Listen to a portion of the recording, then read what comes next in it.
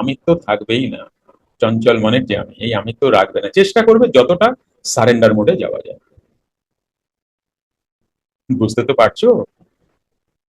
তাই প্রাণায়াম করতেই থাকো, করতেই থাকো, করতেই থাকো। এই রূপ যাতায়াত করিয়া থাকে, অর্থাৎ ভোগ লালসা প্রবল থাকায় কর্মানুষ্ঠান নিষ্কাম ভাবে না হইয়া সকাম ভাবী হয়, এবং কামনা অনুসারে পূর্ণ ফল মানে স্বর্গ ভোগও হইয়া থাকে। আবার ওই ভোগের অবসান অবস্থারূপ পুনরায় মর্ত লোকে প্রবেশও হইয়া থাকে।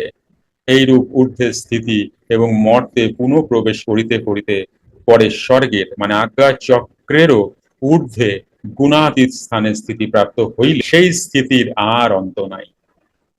এই হচ্ছে অ্যাকচুয়াল স্থিতি।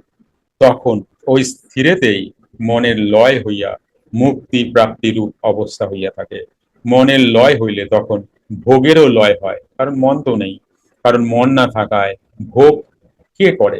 একটি ঘোষণা আপনাদের সবার জন্য। সুপ্ত ক্রিয়া, মেডিটেশন এবং অন্তর্মুখী প্রাণায়াম ক্লাসে আসতে চাইছেন?